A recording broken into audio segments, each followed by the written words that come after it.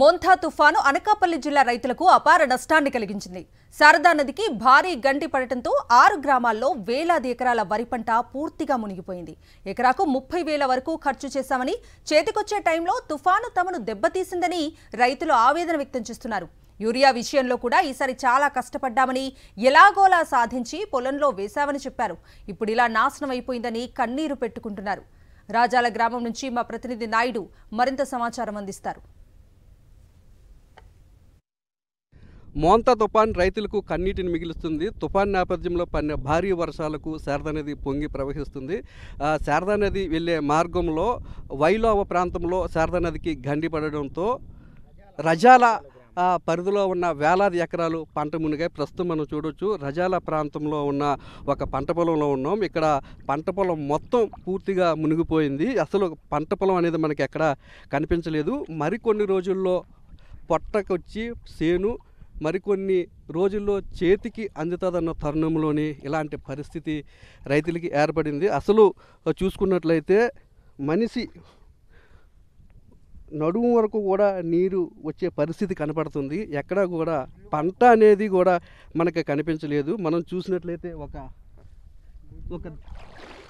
పూర్తిగా మునిగిపోయింది. ఇదంతా కూడా పొట్ట దశలో ఉంది. మరి కొన్ని రోజుల్లో రైతులకు పంట పండి సిరులను అందించే ఈ వరిసేను తుఫాన్ దాటికి పూర్తిగా మునిగిపోయి కుళ్ళిపోయే పరిస్థితికి చేరుకుంది. దీంతో రైతులంతా కూడా కన్నీటి పర్యంతం అవుతున్నారు. మేము ఉడిసింది అయితే 10 ఎకరాలు సార్. 10 ఎకరాలకి ఒక 3 లక్షల రూపాయలు పెట్టుబడి పెట్టాము. 3 లక్షల రూపాయలు పెట్టుబడి అంటే ఇంకా పెట్టుబడి పెట్టవలసింది. ఆల్రెడీ పిండ్లు కూడా తెచ్చి ఇంట్లో ఉంచాం రెడీగాని, తగ్గితే వేద్దాం అలాగనేసి. ఈ లోపు మరి సడన్గా అనుకోకుండా ఇది వచ్చింది. మరి దీనికి మరి చెప్పలేని పరిస్థితి, ఎవడం కూడా ఉద్దేశించి కాని పరిస్థితుల్లో మరి ఇలా జరిగింది. ఇది మన ఒక్క ఊరే కాకుండా వైలోవా ప్లస్ అక్కడ ఏలుగుండిపాలెం, కొప్పుగుండిపాలెం, కుమ్మరాపల్లి, మర్రిపాలెం, రజాల ఈ ప్రాంతాల్లో ఉండవలసిన పంటలండి ఇవన్నీ. ఈ పంటలన్నీ ఇంత లాస్ వచ్చింది. ఈ లాస్ని ఎవరో కూడా మనకి సరిదిద్దలేరు సార్. అప్పులూపులోకి వెళ్ళవలసింది. ఇప్పుడు అప్పులు చేసాం ఆల్రెడీ, మిగిలిన అప్పులు చేయాలా, మళ్ళీ అప్పులు చేసిన దగ్గర ఆ అప్పుకి ఈ అప్పుకి వడ్డీ కట్టాలా. అప్పు అయినా ఎవడెవడు కదండి, వస్తుందంటే ఎత్తాడు కానీ ఇది పోతుందంటే ఇంకొకటి అప్పు ఎవడు కదండి. అది పరిస్థితి అంటే రైతుడి పరిస్థితి అంతా గాలిలో దీపం సార్. గాలిలో దీపం పెట్టి దేవుడని మొక్కడం తప్ప పస్తులుండి ఇవన్నీ పిల్లల్ని పెంచుకోవడానికి చేసి ఈ పనులు, ఈ సొంత భూములు కదా బాగా భూములు. పోనీ సొంత భూమి అయితే పోయింది అనుకుంటాం. ఈ 10 ఎకరాలు ఉడిసింది బాగా భూమి, మనకు సొంతం అంటూ ఏమీ లేదు. మునిగే అవకాశం ఏమైనా ఉందంటే ఇంకా చాలా ఎకరాలు పెరుగుతుంది సార్. ఇది ఊళ్ళోకి వస్తుంది సార్, రజాలు ఊళ్ళోకి వస్తుంది. ఊరు మాత్రం నీటి మీద తెప్పలా తేలి ఉంటుంది. అటు రానానికి తోవలు బంద్ అయిపోతాయి, ఇటు రానానికి తోవలు బంద్ అయిపోతాయి. ఇది పోయినంతకాలం కూడా కూరగాయలు తెచ్చుకునే అవకాశం కూడా ఉండదు సార్. కూరగాయలు తెచ్చుకునే అవకాశం కూడా ఉండదు. ఇంకా ఆ నీటి మీద తెప్పలాగా అలా ఉండవలసిందే. అది సార్ పరిస్థితి. చెప్పండి, ఇప్పుడు రైతు పరిస్థితి ఏ విధంగా ఉండబోతుంది అనుకుంటున్నారండి? పరిస్థితి అంటే గవర్నమెంట్ ఏమన్నా సాయం చేసి మనల్ని ఆదుకునే దాన్ని బట్టి ఉంటుందండి. ఎందుకంటే ఇప్పటికే చాలా పెట్టుబడి పెట్టడం జరిగింది. పిండిలు కూడా వేశారు, ఇంకా పిండిలు తెచ్చి కూడా ఉన్నాయి. ఇవన్నీ చూసుకొని చేయాలంటే చాలా ఇబ్బంది పడుతున్నాం. రైతులు చెప్పినట్లుగానే మొత్తం మన కనుచూపు మేరలో ఒక సముద్రం కనపడుతుంది. ఎక్కడా కూడా పంటలు కూడా కనిపించలేదు, ఎక్కడ పంట పొలాలు ఏమీ కనిపించలేదు. అన్నీ కూడా మునిగిపోయిన పరిస్థితి ఉంది. ఇంకా ఈ వరద పెరిగే కొలది రజాల ఊరు మునిగిపోయే పరిస్థితి కూడా ఉందని, ఇంకా మరికొన్ని వేల ఎకరాలు ఇంకా నీటి ముంపునకు మునిగిపోయే పరిస్థితి కనపడుతుందని. కాబట్టి ప్రభుత్వం తమని ఆదుకోవాలని ప్రతి రైతు కూడా ఎంతో ఆశగా పంట చేతికొచ్చే సమయానికి ఈ తుఫాన్ రావడం, అలాగే శారదా నదికి గండి కొట్టడంతో వేల ఎకరాల్లో పంట మునిగిపోయిందని చెప్పి రైతులంతా కూడా ఆవేదన వ్యక్తం చేస్తున్నారు. ఒక మోహనే కాదు, ఇలాంటి రైతులు కొన్ని వేల మంది ఉన్నారు. వారందరినీ కూడా ప్రభుత్వం ఆదుకోవాల్సిన బాధ్యత ఎంతైనా ఉందని చెప్పి రైతులు పేర్కొంటారు. కెమెరామెన్ శంకర్తో నాయుడు, రజాల నుంచి. నంద్యాల జిల్లాలోని రైతాంగం మోంతా తుఫానుకు పూర్తిగా నష్టపోయారు. తమను తుఫాను ముంచేసిందని ఆవేదన వ్యక్తం చేస్తున్నారు. 2 రోజుల పాటు కురిసిన వర్షాలకు జిల్లా మొత్తం అతలాకుతలమైంది. పొలాల్లోకి నీరు చేరి పంటలన్నీ కూడా ధ్వంసమయ్యాయి. పాణ్యం మండలం అనుగూరు గ్రామం పంట పొలాల నుంచి మా ప్రతినిధి లోకేష్ మరింత సమాచారం అందిస్తారు. మోంతా తుఫాన్ నంద్యాల జిల్లాపై తీవ్ర ప్రభావం చూపిందని చెప్పవచ్చు. ముఖ్యంగా ఈ యొక్క వ్యవసాయం మీద తీవ్ర స్థాయిలో భారీ వర్షాలు పడడంతో పూర్తి స్థాయిలో యొక్క పంట పొలాలంతా ఈ యొక్క నీట మునిగిన పరిస్థితి కనపడుతుంది. వేల ఎకరాల పంట నష్టంతో రైతులు ఆందోళన చెందుతున్నారు. ప్రస్తుతం మనం పాణ్యం మండలంలో ఉన్నాము. ఇక్కడ చూస్తున్నట్లయితే ఈ యొక్క గ్రామంలో పూర్తి స్థాయిలో మిరప పంటని వేశారు. అధికంగా ఈ యొక్క మిరప పంట చూసుకున్నట్లయితే ఈ యొక్క వర్షానికి తీవ్ర స్థాయిలో ఈ యొక్క పంట పొలాలు కూడా పూర్తి స్థాయిలో మోకాళ్ళతో నీళ్లు వచ్చి చేరడంతో ఈ యొక్క తీవ్ర పంట నష్టం వాటిల్లంటూ రైతులైతే ఆందోళన చెందుతున్న పరిస్థితి కనపడుతుంది. ఇంత తీవ్రత ఏ విధంగా ఉందంటారు? ముందుగానే వర్షాలు ఎక్కువ పడ్డాయి. పాణ్యం మండలం అనుపూర్ గ్రామం. ఇప్పుడు ఇక మేము వచ్చేసి మిరప పంట వేసాము. 12 ఎకరాల మిరప పంట వేసాము. మరియు మినుము వచ్చేసి 30 ఎకరాలు వేసాము.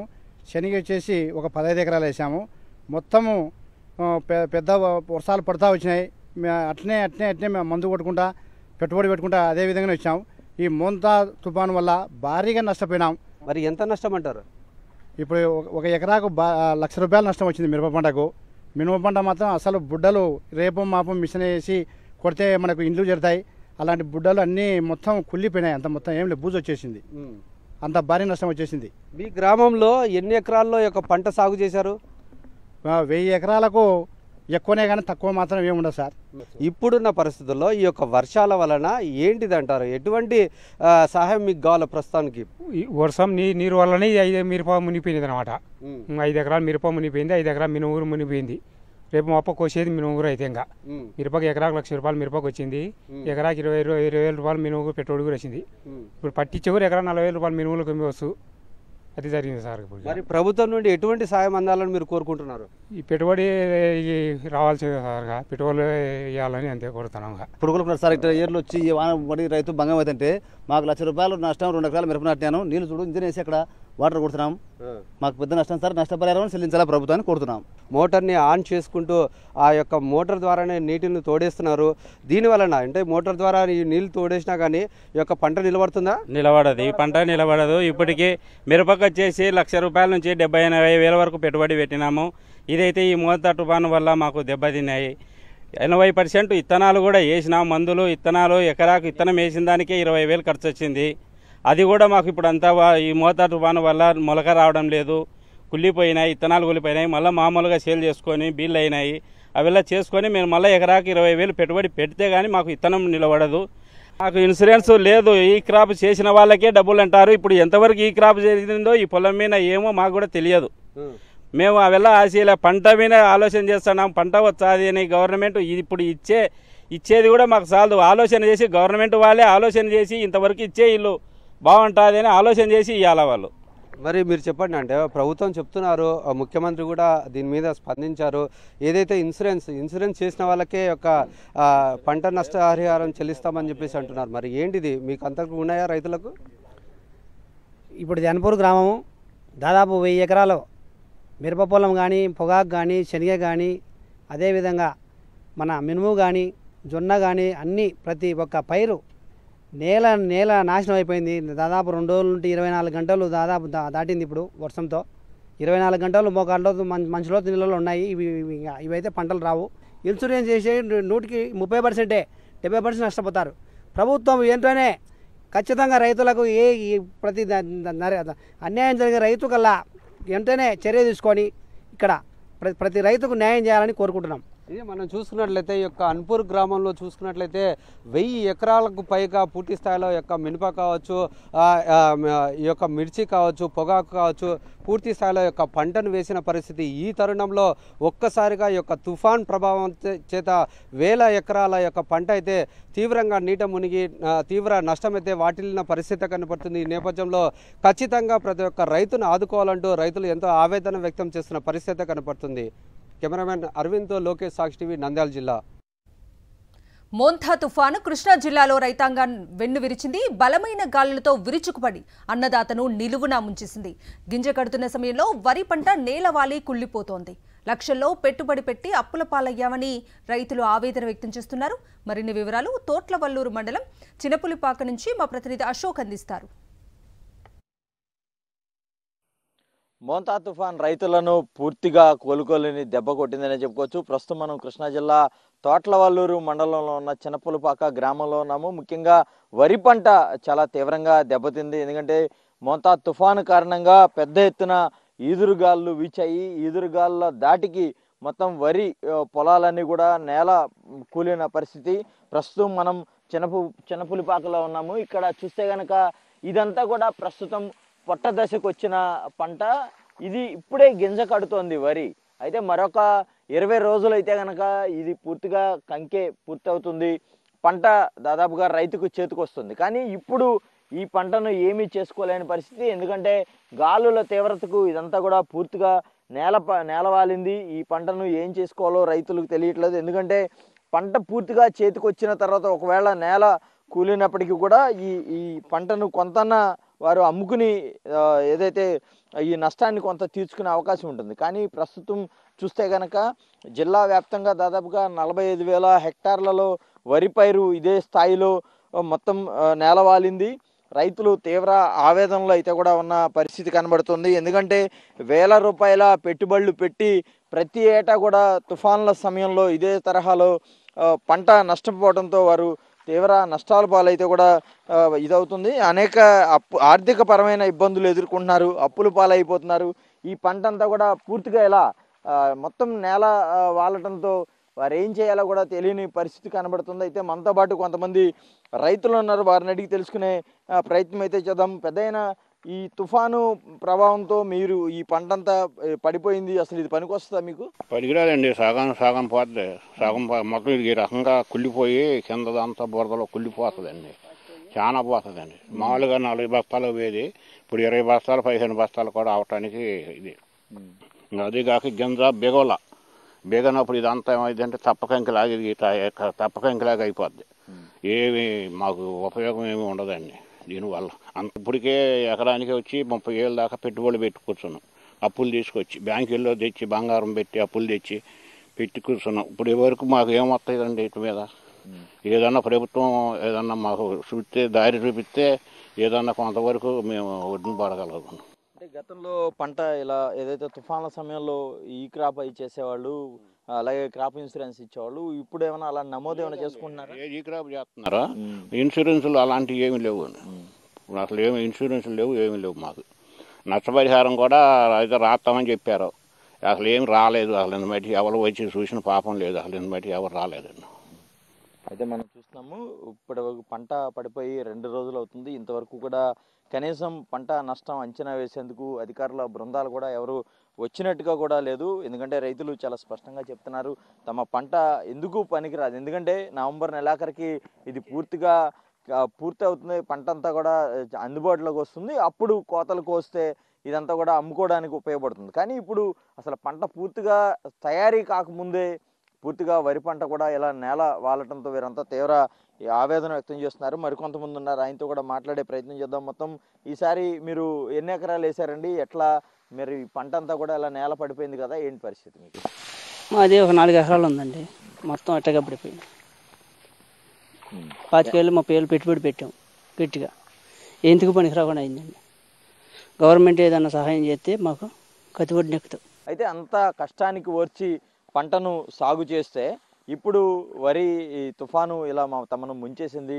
ఇక ఎందుకు ఈ పంట పనికిరాదు? ఎందుకంటే గాలులు వీచి వర్షం పడి గాలు లేకుండా ఉంటే కనుక పెద్దగా ఇంత స్థాయిలో నష్టం అయితే ఉండేది కాదు. కానీ ఒకవైపు వర్షంతో పాటు గాలుల తీవ్రత చాలా ఎక్కువగా ఉండటంతో పూర్తిగా పంట అంతా కూడా ఈ తరహాలో నాశనం అయిపోయింది. ఇక దీన్ని ఏమీ చేసుకోలేని పరిస్థితి ఉంది. కాబట్టి ఖచ్చితంగా ప్రభుత్వం తమకు ఏదైతే పరిహారం కొంత అందించి ఆదుకుంటే తప్ప మేము మరీ వ్యవసాయం కొనసాగించే పరిస్థితి అయితే ఉండదు. ఇప్పటికే అనేక ఇబ్బందులు పడుతున్నాము. ఖచ్చితంగా ప్రభుత్వం మాత్రం తమని ఆదుకోవాలని రైతులు కోరుతున్న పరిస్థితి కనబడుతుంది. కెమెరా పర్సన్ వెంకటతో అశోక్, సాక్షి టీవీ, కృష్ణా జిల్లా చిన్నపులిపాక నుంచి. మోంతా తుఫాను ప్రభావంతో కోనసీమ, తూర్పుగోదావరి జిల్లాలో భారీగా పంట నష్టం వాటిల్లింది. అత్యధికంగా తూర్పుగోదావరి జిల్లాలో 34,000 ఎకరాల్లో వరి పంట దెబ్బతింది. 3 రోజులుగా వర్షపు నీరు చెన్నులోనే ఉండిపోవడంతో పంటంతా పనికి రాకుండా పోయిందని రైతులు ఆవేదన వ్యక్తం చేస్తున్నారు. ఇటు కౌలు రైతులు ఎకరానికి 70,000 పెట్టుబడి పెట్టామని చెబుతున్నారు. ఇదే అంశానికి సంబంధించి పూర్తి డీటెయిల్స్ మా ప్రతినిధి హరీష్ అందిస్తారు. మోంతా తుఫాన్ తూర్పుగోదావరి జిల్లా మీద కూడా పెను ప్రభావం చూపించింది. ప్రధానంగా రాజమండ్రి రూరల్ కడియం నియోజకవర్గం, కడియం ప్రాంతంతో పాటు రాజానగరం నియోజకవర్గంలో రాజానగరం, కోరుకొండ, సీతానగరం ఈ 3 మండలాల్లో కూడా దీని ప్రభావం చాలా ఎక్కువగా ఉంది. ఎదురుగాలులతో కూడా భారీ వర్షం కురవడంతో మొత్తం పంటంతా పైరు నేలను అంటేసింది. ఇక్కడ కోతలకు సిద్ధంగా ఉంది. ముఖ్యంగా మెట్ట ప్రాంతంలో ఇప్పటికే ఖరీఫ్ కోతలు ప్రారంభమైపోయి చాలా చోట్ల ధాన్యం దిగుబడి కూడా వచ్చింది, అమ్ముకునే పరిస్థితుంది. ఈ నేపథ్యంలో వచ్చిన తుఫాను కోతకు సిద్ధంగా ఉన్న మొత్తం పైరును కూడా నేలనంటేటట్టు చేసింది. కొన్ని వందల ఎకరాల్లో, ఒక తూర్పుగోదావరి జిల్లాలోనే దాదాపు 34,000 ఎకరాల్లో పంట ఈ రకంగా తయారైనట్టయితే అంచనా వేస్తున్నారు. మరోవైపు 2,000 ఎకరాల పంట పూర్తిగా ధ్వంసం అయిపోయింది, పనికి రాకుండా పోయింది. ఇప్పుడు మనం చూస్తున్నాం, ఈ పైరును చూస్తున్నాము. కనీసం వీటిని నిలబెట్టి కోతలు చేసినా సరే ఈ ధాన్యం పనికిరాదని రైతులు అయితే ఆవేదన వ్యక్తం చేస్తున్నారు. పెట్టుబడితో పాటు మాకు లాభం కూడా చేతికి వచ్చే టైంలో పెట్టుబడి కూడా రూపాయి పెట్టుబడి కూడా మాకు చేతికి రాని పరిస్థితిలో ఇప్పుడు ఇవాళ మేము రైతులు అందరం కూడా దివాళా తీసి చేనుకా చూసుకొని భార్య పిల్లలతో మేము ఏం చేయాలో ఎలా బతకాలో కూడా మాకు ఏం పాల్పోని పరిస్థితిలో ఉన్నాం సార్. మాకు ప్రభుత్వం ఆదుకుంటుందంటే లాస్ట్ ఇయర్ కూడా ప్రభుత్వం మమ్మల్ని ఏమో ఆదుకోలేదు సార్. అది గత ప్రభుత్వంలో వైఎస్ఆర్ ప్రభుత్వంలో చేను వచ్చింది సార్, ఇన్సూరెన్స్ వచ్చి మాకు ఏదో సగం పంట చేతికి వచ్చినా సగం ఇన్సూరెన్స్ మాకు మొత్తం మీద ఏదో కవర్ అయ్యాం సార్. లాస్ట్ ఇయర్ మొత్తం మీద టీడీపీ కూటమి ప్రభుత్వం వచ్చిన తర్వాత మాకు ఎప్పుడు కూడా రాలేదు సార్. నేలంటిన పైరుని అధికారులు అయితే ఉప్పు నీటి ద్రావణం చెల్లాలి, ఇటు పరిస్థితుల్లో పిల్లకాయలు తీసుకుని నీళ్ళని బయటకు పంపాలంటే అలా జరిగితే ఉపయోగం ఉంటుందా? అది రైతుల సబ్జెక్టుకి మనకి అనాచ్మెంట్కి అసలు సంబంధం లేకుండా ఉందండి. అది మనకి ఇప్పుడు మేము చూసుకుంటే ఇంకొక 10 రోజులు మేము ఎంత పెట్టుబడి పెట్టిన తర్వాత 10 రోజులు పోయిన తర్వాత దీంట్లో స్పష్టంగా గింజ అనేది తోడుకున్న తర్వాత ఉప్పు నీళ్ళు కొట్టినా మనం ఏదన్నా కాపాడుకోవడానికి ప్రయత్నించినా దీనికి ఒక ఇది ఉంటుందండి. మాకు ఇప్పుడైతే ఇది కరెక్ట్గా ఒక 10 రోజుల్లో మాకు చేతికి వస్తుంది అనగా దీని నిండా కూడా ఇది గింజ పాలు మాత్రమే వస్తాయండి. పాలు మాత్రమే వస్తాయి. ఇందులో గింజ తోడుకోవడానికి ఒక 10 రోజులు 5 రోజుల్లో మాకు చేతికి డబ్బులు వస్తాయి అనగా ఇంత నాశనాన్ని మేము అసలు ఊహించలేదండి. ఎందుకంటే పూర్తిగా నీరు నిల్వ ఉండిపోతే అధికారులు సూచనలు ఇచ్చినట్టు ఉప్పు నీరు ద్రావణం చెల్లినా ఏం జరిగినా దుబ్బుల కింద కట్టినా సరే ఉపయోగం లేదంటున్నారు. ఖచ్చితంగా ప్రభుత్వం 100% పరిహారం చెల్లించేస్తే తప్ప తాము ఈ విపత్తు నుంచి బయటపడేది లేదంటున్నారు. గత ప్రభుత్వం ఏ రకంగా చేసిందో ఖచ్చితంగా కూటమి ప్రభుత్వం కూడా తాము పూర్తి స్థాయిలో పరిహారం చెల్లించాలని కోరుకుంటున్నారు.